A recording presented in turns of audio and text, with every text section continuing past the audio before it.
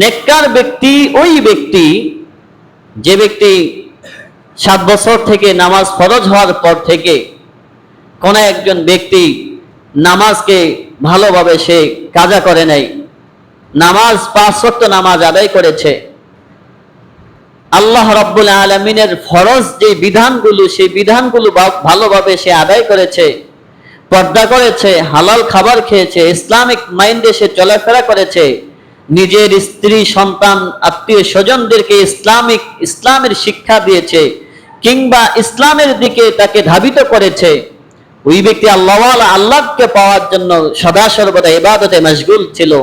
ফরজ ইবাদতের সাথে সুন্নাত, সুন্নাতের সাথে নফল, মুস্তাহাব, ওয়াজিব যা কিছু আছে কোন একটা আমলকে যে ব্যক্তি ছাড়ে নাই, ওই ব্যক্তি সমাজের ভিতরে মুমিন এবং নেককার।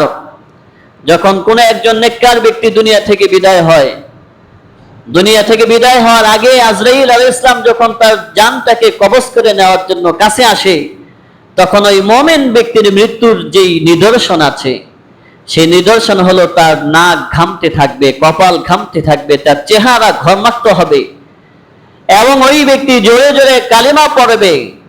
তার ইন্তেকালের সময় কোনো চিক সে দিবে না, ফাল দিবে না, ভয়ানক কোনো আওয়াজ করবে না, কালিমা পড়তে পড়তে সে দুনিয়া থেকে বিদায় নিয়ে যাবে। কেউ নামাজের মাধ্যমে, কেউ ঘুমন্ত অবস্থায়, কেউ কোরআন তেলাওয়াতের মাধ্যমে, কেউ ইবাদতের মাধ্যমে মুমিন ব্যক্তিরা চলে যাচ্ছে।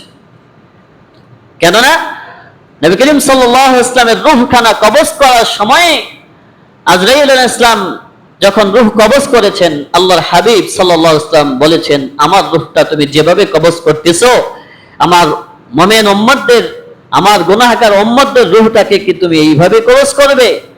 হযরত আজরাইল আলাইহিস সালাতু ওয়াস সালাম বলছেন, যারা মুমিন হবে তাদের রূহটাকে আমি এইভাবে আনবো, উদাহরণ স্বরূপ যে একটা ময়দার আটার বস্তা থেকে যদি একটা চুল টান দিয়ে বের করা হয়, ওই বস্তার যতগুলো ময়দা আছে কোন একটা ময়দা টের পায় না, বুঝতে পারে না যে এর ভিতর থেকে একটা চুল বের হয়ে গিয়েছে। ঠিক তেমন ভাবে আপনার উম্মতদের যারা মুমিন তাদের রূহটাকে আমি এভাবেই আনবো। বলেন না সুবহানাল্লাহ। কিন্তু আমাদেরকে মুমিন হতে হবে, আমাদেরকে মুত্তাকি হতে হবে। আমরা কিন্তু সব সময় আপনাদেরকে এই আলোচনাই করি যে মুমিন এবং মুত্তাকি তাকওয়াবান আমাদেরকে হতে হবে। আর বদকার যদি হয়, ওই বদকারের ব্যক্তির রূহটা কবজ করার সময় সে চিৎকার করবে, বিকট আওয়াজ করবে, কান্নাকাটি করবে, আজরাইল ইসলামকে দেখে ভয় পাবে। কিন্তু ওই নেককার ব্যক্তির রূহ নিয়ে যাওয়ার পরে কোনো শব্দ হবে না এবং নেককার ব্যক্তি তখন বলতে থাকবে যে দেরি করো না, যত তাড়াতাড়ি আমাকে তুমি দাফন করতে পারো, যত তাড়াতাড়ি আমার জায়গাকে তুমি নির্ধারণ করে রেখেছো যেখানে কবর হয়েছে, আমাকে খুব তাড়াতাড়ি কবরে শুয়াই দেবে। এজন্য সমাজে যদি আপনাকে আমাকে মুত্তাকি হতে হয়, নেককার হতে হয়, ফরজ নামাজ তো আপনাকে আদায় করতেই হবে, সুন্নাতের আমল আপনাকে করতেই হবে, নফলের আমল আপনাকে করতেই হবে, মুস্তাহাবের আমল আপনাকে করতেই হবে যদি আপনার রূহটা মুমিন হয়ে বের হতে চায়, নেককার হতে চায়। আমরা তো ফরজের সাথে সাথে সুন্নাত আমলগুলো করে থাকি, এখন তো আমাদেরকে সুন্নাতের আমল থেকেও বাধা দেওয়া হচ্ছে। জোহরের নামাজের 4 রাকাত সুন্নাত, এটা হলো সুন্নাতে মুআক্কাদা। ফজরের আগে 2 রাকাত সুন্নাত, সুন্নাতে মুআক্কাদা। জোহরের নামাজের 4 রাকাত ফরজের পরে 2 রাকাত সুন্নাতে মুআক্কাদা। মাগরিবের নামাজের 3 রাকাত ফরজের পরে 2 রাকাত সুন্নাতে মুআক্কাদা। ইশার নামাজের 4 রাকাত ফরজের পরে 2 রাকাত সুন্নাতে মুআক্কাদা। এই নামাজের আগে 4 রাকাত ক্বাবলাল জুমা, 4 রাকাত বাদাল জুমা, এগুলো সুন্নাতে মুআক্কাদা নামাজ। এই নামাজগুলো যদি ছুটে যায় তাহলে আমাদেরকে বলছে যেটা চলে গেছে সেটা আর পড়ার কোনো প্রয়োজন নাই। অথচ নবী করিম সাল্লাল্লাহু আলাইহি ওয়াসাল্লাম বলেছেন, যোহরের নামাজের 4 রাকাত সুন্নাত যেই ব্যক্তি বাদ দিবে সে ব্যক্তি গুনাহগার হবে। যোহরের নামাজের 4 রাকাত সুন্নাত বাদ দিলে ওই ব্যক্তি গুনাহগার হবে। ফজরের 2 রাকাত সুন্নাত বাদ দিলে গুনাহগার হবে।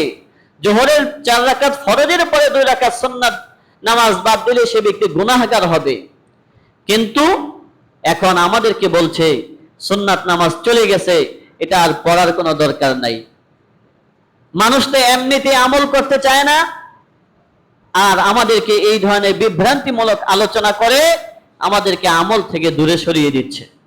সম্মানিত হাজিরিন, এই জন্য আপনাদেরকে বলবো, যদি নেককার হতে পারেন, নেককার হওয়ার পরে আপনাকে যখন কবরে রাখা হবে, মানুষ যখন জানাজার নামাজ আদায় করবে, জানাজার নামাজ আদায় করার ক্ষেত্রে একজন মৃত ব্যক্তির জানাজার নামাজ যখন আদায় করা হয়, রাসূলুল্লাহ সাল্লাল্লাহু আলাইহি ওয়াসাল্লামের কাছে প্রশ্ন করা হয়েছিল, ইয়া রাসূলুল্লাহ, ইয়া হাবিবাল্লাহ, জানাজার যে নামাজটা, এটা কি নামাজ নাকি দোয়া? নবী করিম সাল্লাল্লাহু আলাইহি ওয়াসাল্লাম বলেছেন, এটা নামাজ এবং দোয়া দুইটাই। কেননা দোয়া হচ্ছে তখন যখন ইমাম সাহেব দাঁড়িয়ে যায়, ইমাম সাহেবের সাথে অন্যান্য মুক্তাদি যারা দাঁড়িয়ে যায়, এই জানাজার মৃত ব্যক্তির নামাজ যখন আদায় করা হয়, তখন প্রথম তাকবীরে সানা বলা হয়, দ্বিতীয় তাকবীরে দরুদ শরীফ পাঠ করা হয়, তৃতীয় তাকবীরে মাইয়িতের দোয়া পাঠ করা হয়, চতুর্থ তাকবীরে সালাম দিতে হয়। এখন একজন ইমাম যখন লাশ সামনে নিয়ে দাঁড়িয়ে যায়, লাশ সামনে নিয়ে দাঁড়ানোর পরে তিনি তাকবীর বললেন, মুক্তাদিরাও তাকবীর বলল, তিনি সানা পড়লেন, মুক্তাদিরা একই সানা পড়লো, দ্বিতীয় তাকবীর বলল, মুক্তাদিরা তাকবীর বলল, ইমাম সাহেব দরুদ শরীফ পড়লো, মুক্তাদিরাও দরুদ শরীফ পাঠ করলো। ইমাম সাহেব তৃতীয় তাকবীরে মৃত ব্যক্তির জন্য আল্লাহুম্মা গফিরলি হাইয়িনা ওয়া মাইয়িতিনা ওয়া শাহিদিনা দোয়া পাঠ করলো, মুক্তাদিরা একই দোয়া পাঠ করলো। চতুর্থ তাকবীরে সালাম, সবাই একই সালাম বিনিময় করলো। এই জন্য এই মৃত ব্যক্তির জন্য এটা হলো আম দোয়া, সবাই একই দোয়া পাঠ করেছে, কি ইমাম কি মুক্তাদি, সবাই একই দোয়া পাঠ করেছে। এজন্য রাসূলুল্লাহ সাল্লাল্লাহু আলাইহি ওয়াসাল্লাম নামাজ বলেছেন, এজন্য যে আল্লাহর হাবিব সাল্লাল্লাহু আলাইহি ওয়াসাল্লাম সুনান ইবনে মাজাহ শরীফের মধ্যে এবং আবু দাউদ শরীফের মধ্যে আসছে, রাসূলুল্লাহ সাল্লাল্লাহু আলাইহি ওয়াসাল্লাম বলেছেন, ইযা সাল্লাইতুম আলাল মাইয়িত ফাআখলিসু লাহু দুআ, যখন কোন একজন মৃত ব্যক্তির নামাজ তোমরা শেষ করো। ইযা সাল্লাইতুম আলাল মাইয়িত, এখানে সাল্লাইতুম আলাল মাইয়িত বলা হয়েছে, যখন কোন একজন মৃত ব্যক্তির নামাজ তোমরা শেষ করবে, ফাআখলিসু লাহু দুআ, তখন তোমরা তার জন্য দোয়া করো। বলেন সুবহানাল্লাহ, জোরে বলেন সুবহানাল্লাহ। এটা হলো মৃত ব্যক্তির জন্য খাস দোয়া। আল্লাহ রাসূল বলেছেন ফাআখলিসু, এই জন্য এখানে ফা এনেছেন যে তাড়াতাড়ি তুমি নামাজ শেষ হয়ে গেছে, তার জন্য এবার ফাআখলিসু লাহু দুআ, তার জন্য খালেস আন্তরিকতার সাথে দোয়া করো। এজন্য নামাজের পরে আপনি মৃত ব্যক্তির জন্য দোয়াও করতে পারবেন। সূরা ফাতিহা পাঠ করবেন, সূরা ইখলাস পাঠ করবেন, কোরআন তেলাওয়াত করবেন, দোয়া করবেন, ওই মৃত ব্যক্তির রূহের মধ্যে এটা বক্সে দিয়ে দেবেন। মৃত ব্যক্তিকে যখন কবরে রাখা হয়, কবরে রাখানোর সময় রাসূলুল্লাহ সাল্লাল্লাহু আলাইহি ওয়াসাল্লামের আমল হচ্ছে, সাহাবায়ে কেরাম বলেছেন, নবীজি এত দোয়া করতেন, অসংখ্য দোয়া রাসূলুল্লাহ সাল্লাল্লাহু আলাইহি ওয়াসাল্লাম পাঠ করতেন। যখন একজন ব্যক্তিকে কবরে রাখা হয়, কবরে রাখানোর সময় যখন বিসমিল্লাহি ওয়া আলা মিল্লাতি রাসূলিল্লাহ বলা হয়, তখন আল্লাহ রাসূল সাল্লাল্লাহু আলাইহি ওয়াসাল্লাম এই দোয়াও পাঠ করার জন্য বলেছেন, তোমরা পড়ো আল্লাহুম্মা আজিরহু মিনাশ শাইতান, তোমরা এই দোয়াটাও পাঠ করো। কিন্তু আমরা কিন্তু এই দোয়া অনেকেই পড়ি না, শুধু কবরে রাখার পরে আমরা বলি কি বিসমিল্লাহি ওয়া আলা মিল্লাতি রাসূলিল্লাহ বলেই আমরা রেখে দেই।